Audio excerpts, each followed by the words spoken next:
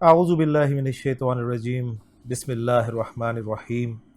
رب اشرح لی صدری ویسر لی امری واحلل عقدۃ من لسانی یفقہوا قولی ربی یسر ولا تعسر وتمم بالخیر آمین یا رب العالمین۔ آج کے سبق میں ہم انشاءاللہ تعالیٰ سورۃ البقرہ کی آیت نمبر 150 کو گرامیٹیکلی انالائز کریں گے۔ آپ کو یاد ہوگا کہ پچھلے لیکچر میں ہم نے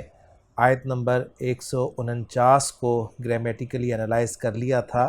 اور 150 بھی اس کے ساتھ ہی کرنی تھی، لیکن وقت کی کمی کے باعث ہم نے آیت نمبر 150 کو آج کے لیکچر تک مؤخر کر دیا تھا، تو آج ہم آیت نمبر 150 کو گرامیٹیکلی انالائز کر رہے ہیں۔ تو چلتے ہیں آیت نمبر 150 میں استعمال ہونے والے پہلے جملے کی طرف۔ پہلا جملہ آپ اسکرین پہ لکھا ہوا دیکھ رہے ہیں کہ وَمِنْ حَيْثُ خَرَجْتَ فَوَلِّ وَجْهَكَ شَطْرَ الْمَسْجِدِ الْحَرَامِ۔ یہ جملہ سیم جملہ ہے جو آیت نمبر 149 کا پہلا جملہ تھا، تو اس میں میں دوبارہ سے ورکنگ نہیں کروں گا بلکہ آپ کو اسی جملے کی ورکنگ جو ہے وہ دکھا دوں گا۔ تو اسکرین پہ آپ اس جملے کی جو ورکنگ کی گئی تھی وہ دیکھ رہے ہیں۔ میں ایک مرتبہ بس آپ کے سامنے پڑھ دیتا ہوں کہ واؤ کو استنافیہ مان لیں، من آپ کا حرف جر ہے، حیثو مجرور ہے اور ساتھ ہی ظرف ہے، اور یاد رہے کہ یہ ایک جملے کی طرف مضاف ہوتا ہے اور مضاف الیہ خرجتا فعل اور فاعل کی صورت میں ہمارے سامنے موجود ہے۔ یہ جار مجرور متعلق ہے، مقدم ہے اور ولی فعل کے متعلق ہے، اور یہ جو فا لگا ہوا ہے ولی کے ساتھ یہ زائدہ ہے جو کہ معمول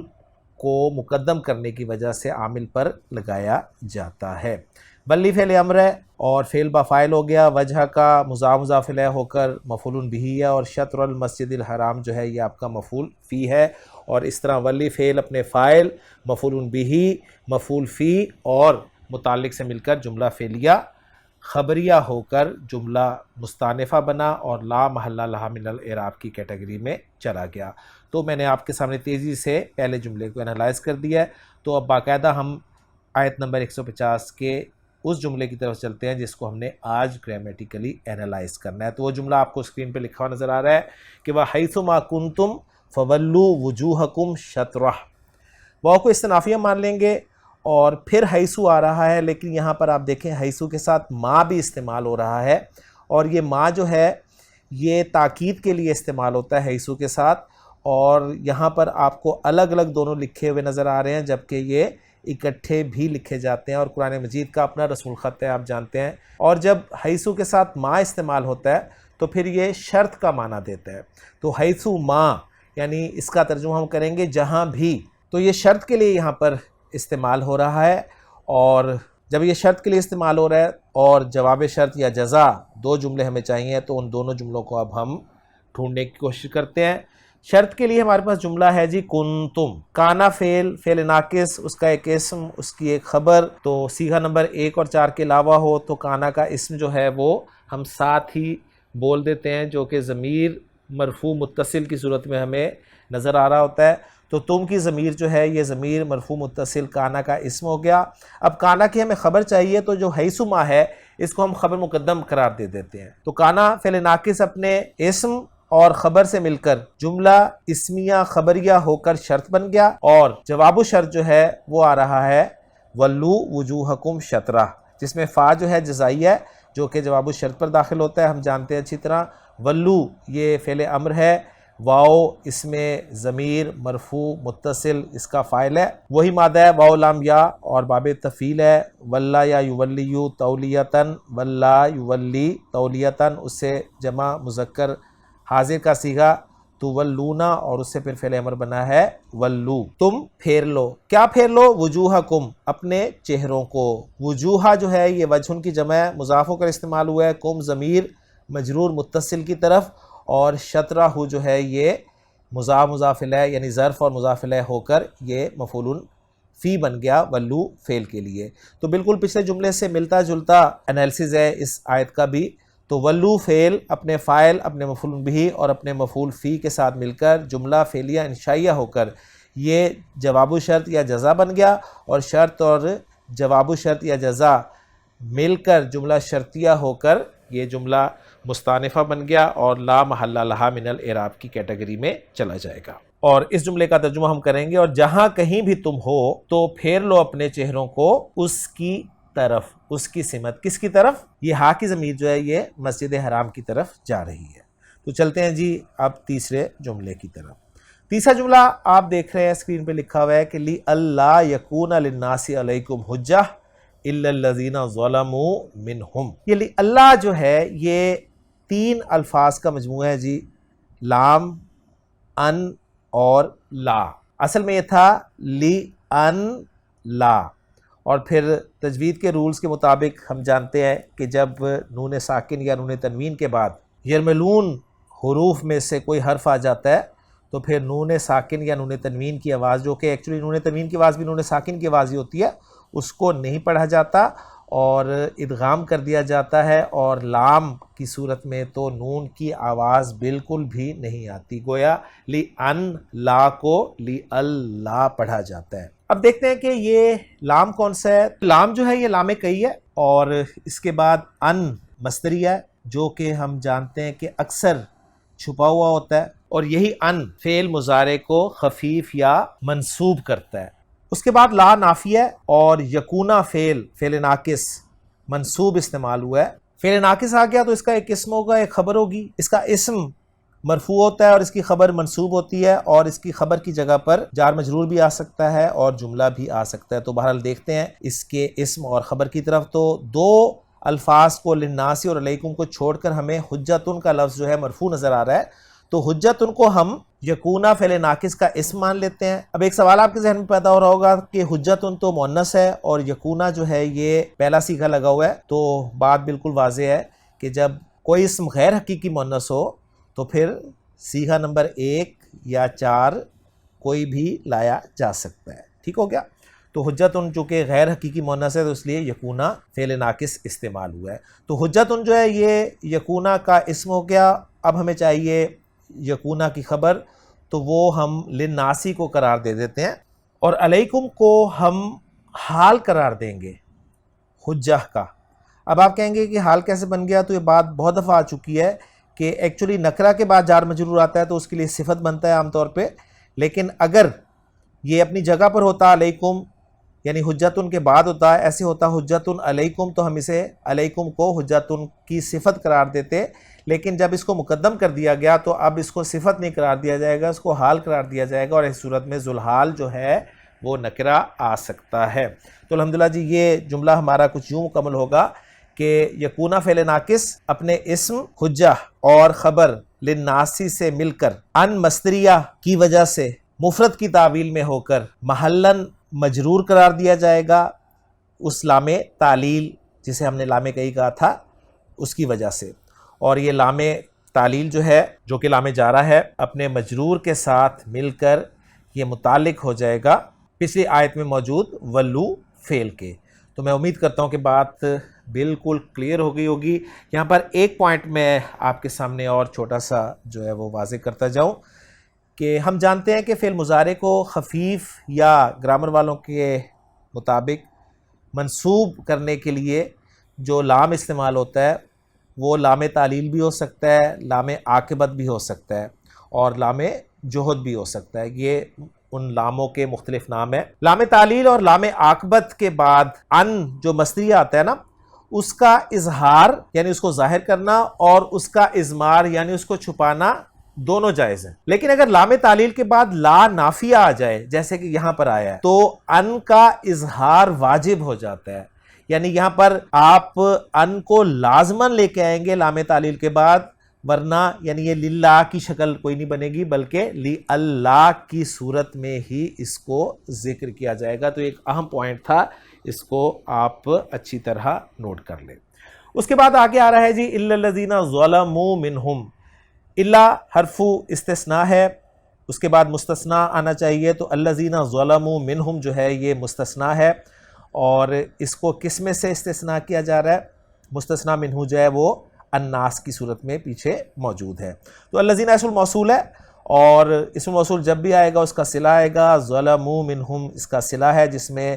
ظلموا فعل اور فاعل ہو گیا۔ فائل واو ضمیر مرفوع متصل سیان کلر میں آپ کو نظر آ رہی ہے، اور سیغہ نمبر 1 اور 4 کے علاوہ ہے، یعنی تیسرا سیغہ ہے ماضی فعل ظلمہ یظلمو،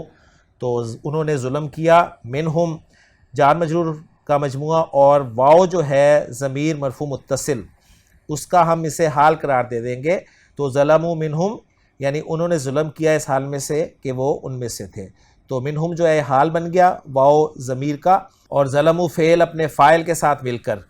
یہ صلۃ الموصول بن گیا الذین اسم موصول کا، اور الذین اسم موصول اپنے صلے کے ساتھ مل کر یہ مستثنیٰ ہو گیا، لہٰذا محلاً منصوب قرار دیا جائے گا۔ تو ترجمہ کچھ یوں ہوگا سوائے ان لوگوں کے جنہوں نے ان میں سے ظلم کیا۔ تو الحمدللہ یہ حصہ بھی گرامیٹیکلی انالائز ہو گیا۔ چلتے ہیں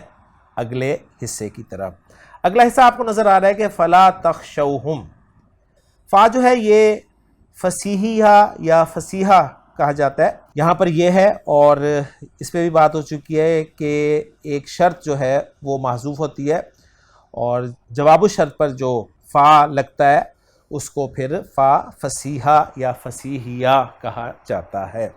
تو یہ فا فصیحہ ہو گیا، تو شرط محذوف ہے، اور جو جواب شرط آ رہا ہے وہ ہے لا تخشوہم۔ لا جو ہے یہ ناہیہ ہے، اس لیے کہ آگے فعل جو ہے وہ اخف یعنی مجزوم ہو کر استعمال ہوا ہے، تخشو نہ تھا جو کہ تخشو کی صورت میں رہ گیا، اور نون گرنے کی وجہ سے الف لگنا تھا، لیکن وہ الف اس لیے نہیں لگا کہ آگے ضمیر آ رہی تھی، تو ضمیر اگر آ رہی ہو تو پھر وہ الف لکھنے میں بھی نہیں آتا۔ تو تخشوہم فعل فاعل اور مفعول بھی استعمال ہو رہے ہیں۔ اس میں تخشو فعل کو ذرا ہم دیکھ لیں اگلی اسکرین پر کہ خا شین یا مادہ ہے، باب سمیع اسموں سے استعمال ہوتا ہے، خشیہ یخشیو اصلی، اور پھر چینجز کے بعد خشیہ اسی طرح رہے گا، اور یخشیو جو ہے یہ یخشا کی صورت میں چینج ہو جائے گا۔ خشین اس کا مصدر استعمال ہوگا، اور اس کے معنی ہے مرعوب ہونا، ڈرنا، اور آیات کا ریفرنس خان صاحب نے دیا ہے، اس میں سے ایک آیت سورۃ البینہ کی بڑی خوبصورت آیت ہے، آخری آیت کے ذالک لمن خشی ربہ، اور اس سے پھر فعل امر انہوں نے بتایا کہ یہ ہے اخشا، اور سورۃ البقرہ کی آیت نمبر 150 کا ہی ریفرنس دیا ہے۔ تو یہ اصل میں جیسے کہ میں عرض کر چکا ہوں تخشونا سے تخشو بچ گیا، اور لا ناہیہ کی وجہ سے ہم ترجمہ کریں گے پس تم مت ڈرو، مت مرعوب ہو، کس سے؟ مفعول بھی چاہیے، وہ ہم کی ضمیر ہے، ان سے، ضمیر منصوب متصل، اور پھر یہ آپ کا جملہ جو ہے یہ ایک محذوف شرط کا جواب بن جائے گا، اور لفظی ترجمہ ہوگا پس تم ان سے مت مرعوب ہو یا مت ڈرو، اور اگلا پھر جملہ ہے وخشونی، واو عاطفہ ہو گیا، اور اخشو یہ فعل امر ہے، تخشو فعل نہیں تھا، اخشو فعل امر ہے، دونوں جو ہیں یہ تخشونا سے بنے ہیں، ذہن میں رکھیے گا۔ اخشو تم ڈرو، نی مجھ سے، نون وقایا اور یا متکلم جو ہے مفعول بھی، کلیئر ہو گیا۔ تو الحمدللہ یہ دونوں جملے جو ہیں یہ بھی آرام سے ہمارے انالائز ہو گئے، اور اب چلتے ہیں اگلے جملے کی طرف جو کہ ہے وَلِأُتِمَّ نِعْمَتِي عَلَيْكُمْ۔ واو کو عاطفہ قرار دیں گے، لام پھر یہ لام تعلیل ہے، اس لیے کہ آگے جو فعل آ رہا ہے وہ ہے اتمہ،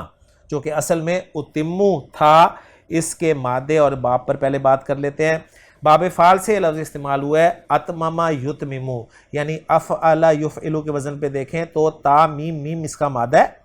اور مضاعف فعل کی کیٹیگری میں آ جائے گا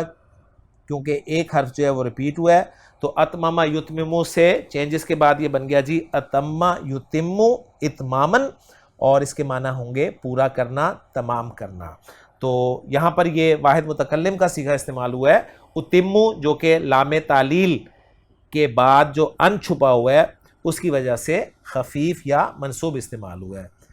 اور ترجمہ کریں گے اور تاکہ میں پورا کر دوں۔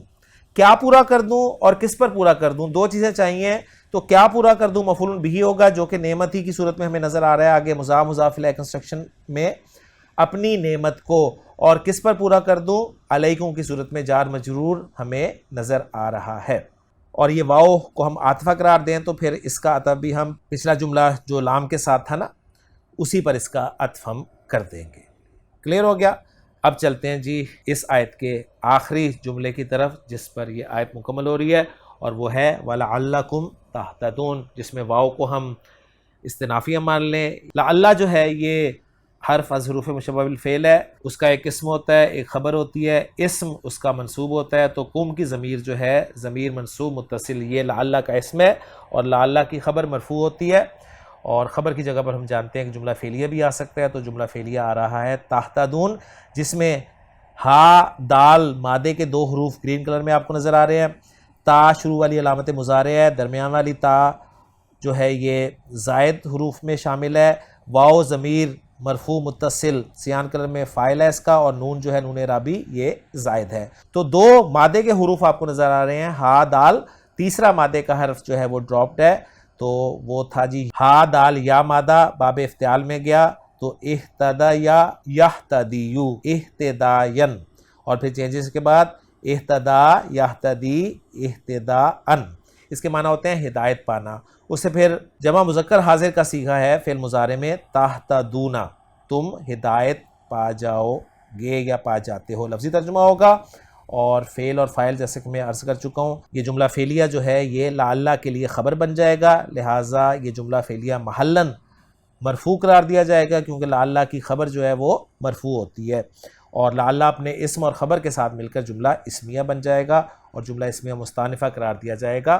اور وجہ بتانے کے لیے استعمال ہو رہا ہے تو اس جملے کو ہم جملہ تعلیلیہ بھی کہہ سکتے ہیں، وَلَعَلَّكُمْ تَهْتَدُونَ، اور تاکہ تم ہدایت پا جاؤ۔ تو الحمدللہ جی آیت نمبر 150 ہماری مکمل ہو گئی ہے۔ اب ہم چلتے ہیں اس آیت کے اتھینٹک ترجمے کی طرف، اور دونوں آیات کا ترجمہ میں آپ کے سامنے بیان کر دیتا ہوں کہ وَمِنْ حَيْثُ خَرَجْتَ، اور تو جہاں سے نکلے، فَوَلِّ وَجْهَكَ شَطْرَ الْمَسْجِدِ الْحَرَامِ، سو اپنا چہرہ مسجد حرام کی طرف پھیر لے، وَإِنَّهُ لَلْحَقُّ مِنْ رَبِّكَ،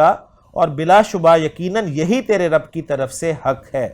یہ جو یہی ترجمہ کیا نا، اس وجہ سے ہے کہ الحق جو ہے وہ معرفہ آ رہا ہے۔ وَمَا اللَّهُ بِغَافِلٍ عَمَّا تَعْمَلُونَ، اور اللہ ہرگز اس سے غافل نہیں جو تم کرتے ہو۔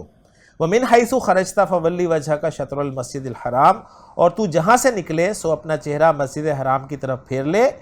وَحَيْثُ مَا كُنْتُمْ فَوَلُّوا وُجُوهَكُمْ شَطْرَهُ، اور تم جہاں کہیں ہو سو اپنے چہرے اس کی طرف پھیر لو، لِأَلَّا يَكُونَ لِلنَّاسِ عَلَيْكُمْ حُجَّةٌ، تاکہ لوگوں کے پاس تمہارے خلاف کوئی حجت نہ رہے، إِلَّا الَّذِينَ ظَلَمُوا، سوائے ان کے جنہوں نے ان میں سے ظلم کیا ہے، منہم یعنی ظلموا منہم، فَلَا تَخْشَوْهُمْ وَاخْشَوْنِی، سو ان سے مت ڈرو اور مجھ سے ڈرو، وَلِأُتِمَّ نِعْمَتِی عَلَيْكُمْ، اور تاکہ میں اپنی نعمت تم پر پوری کروں، وَلَعَلَّكُمْ تَهْتَدُونَ، اور تاکہ تم ہدایت پا جاؤ، ہدایت پاؤ۔ تو الحمدللہ جی سورۃ البقرہ کی آیت نمبر 150 تک ہمارا ٹیکسٹ جو ہے مکمل ہو گیا۔